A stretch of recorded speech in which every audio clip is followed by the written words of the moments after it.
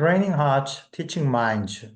우리 번역으로는 가정에서 배우는 기독교 핵심 교리 혹은 365일 웨스트민스터 소요리 문답 이런 제목으로 의역되어 있는 교재를 가지고 웨스트민스터 소요리 문답을 묵상하는 시간입니다. 오늘은 제7문답 하나님의 작정 혹은 예정에 관하여 두 번째 시간입니다. 자, 목요일, 금요일 부분을 함께 살펴보겠습니다. 목요일에는 decree라는 조금 어려울 수 있는 혹은 다른 맥락에서는 달리 번역될 수 있는 단어를 소요리 문답에서는 어떻게 썼는가 설명합니다. A decree is an order issued by a king. decree란 한 왕이 공표한 명령이다. 왕이 발표한 명령이다. 그리고 바로 그런 의미에서 신명기 6장 17절에서는 그 단어가 규례라고 번역되어 있습니다. 문제는 하나님의 디크리는 온 우주의 왕이신 하나님께서 내리신 명령입니다. 따라서 이 명령을 불순종하거나 거부할 수 있는 존재는 없습니다. 심지어 하나님의 대적들이라도 사단들, 마귀들이라도 하나님의 그 정하신 뜻을 자기들이 결코 벗어날 수 없습니다. 한 나라의 국민은 그 나라의 왕의 명령을 들어야 하듯이 온 우주의 왕이신 하나님의 명령은 그 우주 안에 존재하는 모든 존재들이 따라야 할 명령입니다. 이 디크리, 이 작정 혹은 규례 혹은 법령이라고 해석되는 이 단어는 하나님께서 창조하시는 일에도 적용이 됩니다. 하나님의 이 작정대로, 하나님의 규례대로 혹은 하나님의 명령대로 온 천지가 창조되었습니다. 그리고 성자 예수 그리스도께서 구속의 사역을 통하여 하나님이 창조하신 모든 것의 주가 되도록 하시는 것, 그것도 하나님께서 미리 정하신 일입니다. 그리고 심지어 모든 사람에게 일어나는 모든 일들도 하나님의 작정 안에 포함되어 있습니다. 그 안에는 하나님께서 누구에게 영생을 주실까? 이 사도행전에서는 그렇게 표현하죠. 영생을 주기로 작정된 자는 다 믿더라. 그렇죠? 그래서 누가 영생을 받을 것인가? 역시 하나님의 작정 안에 있습니다. 또 예레미야 선지자가 태어나기 전부터 하나님께서는 너는 하나님의 말씀을 전해야 하는 그 선지자의 직분을 받았다. 이런 것도 다 작정 안에 들어가 있다고 성경은 이야기를 합니다.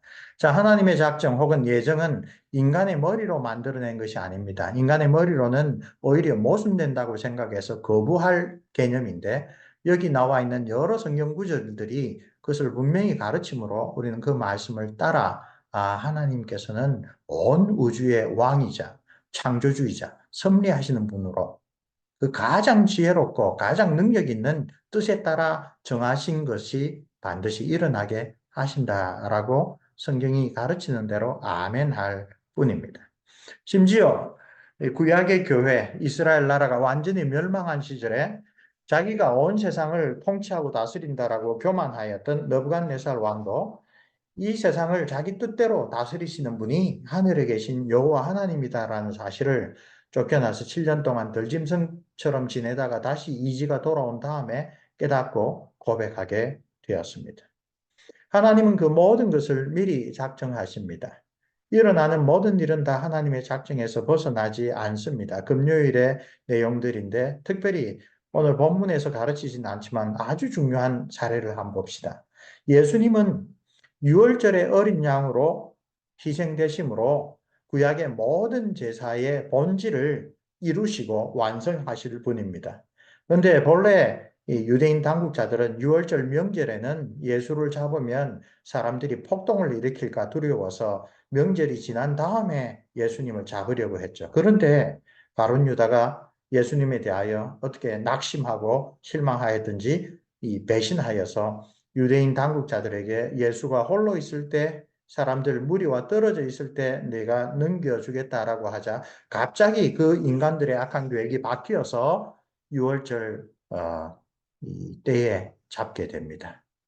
그래서 사람들은 자기들의 생각과 계획과 자기의 뜻을 이루기 위하여 이렇게 계획했다가 저렇게 끼는데 그 결과 그 모든 가룟 유다의 배신과 유대 당국자들의 결심 그것을 통하여 유월절의 어린 양으로 세상 죄를 지고 가는 하나님의 어린 양으로 예수 그리스도께서 유월절에 십자가에 달리시는 일이 일어납니다.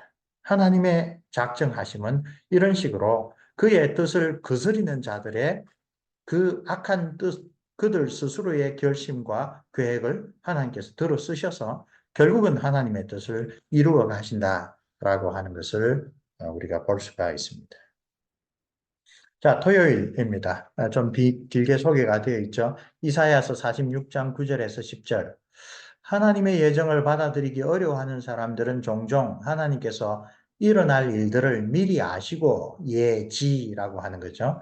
그래서 미리 아시고는 그것을 미리 말할 뿐이다라고 설명합니다. 왜 예정을 받아들이지 않고 예지를 말하느냐? 만약에 하나님께서 미리 정하신 대로 모든 일이 일어난다면 인간이 자기의 의지의 자유대로 스스로 결정하고 스스로 행동하는 일이 사실상 존재하지 않는 거죠. 인간은 다 로봇이다. 그러면 그게 어떤 인간인가? 인격의 자유, 의지의 자유, 결정의 자유, 그것이 있어야 책임을 질 수 있지. 이게 이제 인본주의 사고방식의 근본입니다.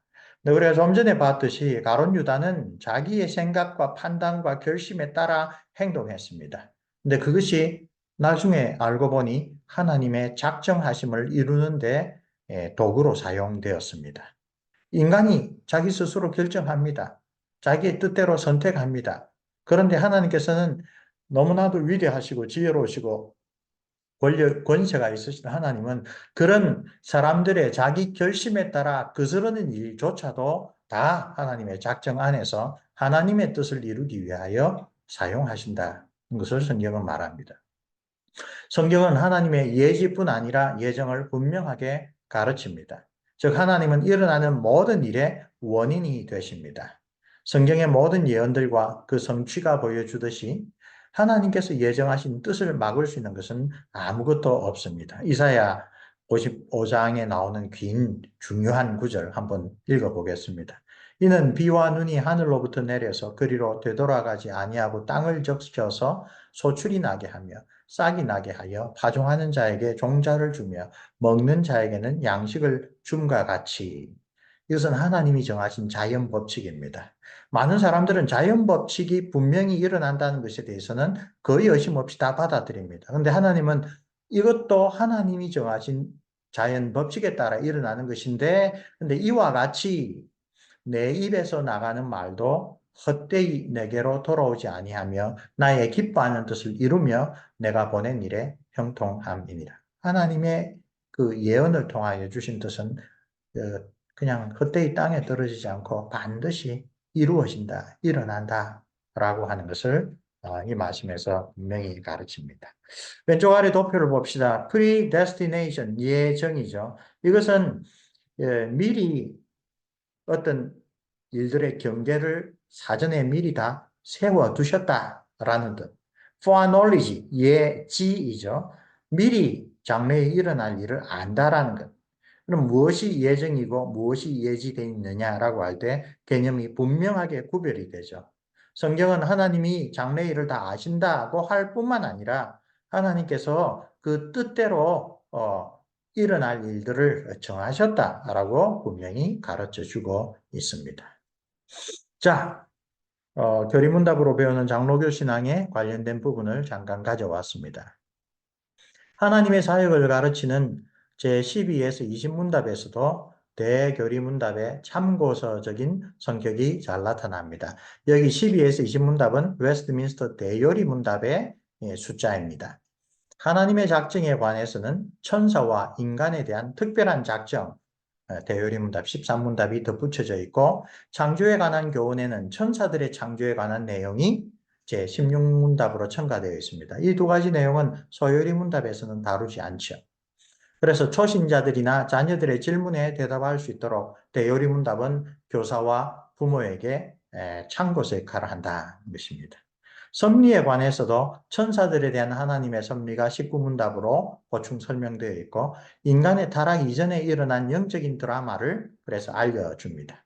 그리고 창조된 상태에서 인간에 대한 하나님의 섭리에 관한 제20문답에서 장로교 혹은 개혁신학의 핵심적인 성경을 보는 관점이죠. 언약, 특별히 생명의 언약이라는 개념을 잘 설명하여서 이 장로교회의 개혁주의 신학에 따른 구속사적인 성경 이해의 중요한 기초를 제시합니다. 이 언약의 생명의 언약의 내용이 무엇입니까? 에덴 동산의 중앙에 있던 생명나무를 보정으로 하는 인격적이고 완전하며 영속적인 순종을 조건으로 하나님께서 인간과 생명의 언약을 맺고 선악을 알게 하는 나무의 열매를 먹는 것을 사망의 형벌로 금지하셨다.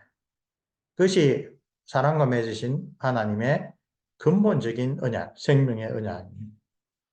이 문답의 내용을 뒷받침하는 성경의 구절들을 잘 묵상하면 하나님께서 에덴 동산에서 시작하신 인류의 역사의 지향점이 무엇인지, 왜 선악과 금령을 주셨는지, 예수 그리스도께서 오셔서 이루신 일이 하나님과 인간 사이의 이 근본적인 언약을 어떻게 성취하셨는지, 왜 죄인은 오직 예수 그리스도의 구속의 공로를 힘입어야 하는지 성경의 핵심적인 이런 교훈들을 잘 이해할 수 있게 되어 있습니다.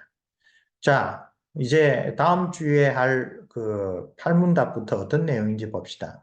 소요리 문답으로 돌아옵니다. 소요리 문답의 실론의 둘째 부분인 하나님의 사역에 관한 내용은 제7문답에서 12문답에 걸쳐 나오는데 하나님의 작정, 이번에 우리가 함께 공부한 내용입니다. 그리고 그 작정의 실행이 창조와 섭리로 구별됩니다.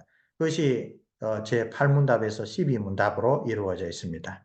역시 아주 요약적인 방식으로 하나님의 창조 일반에 대하여 구문답에서, 한 사람의 창조에 대해서는 제10문답에서, 그리고 똑같은 분류로 섭리 일반에 관해서 11문답에서 사람을 향한 특별한 섭리를 12문답에서 가르칩니다.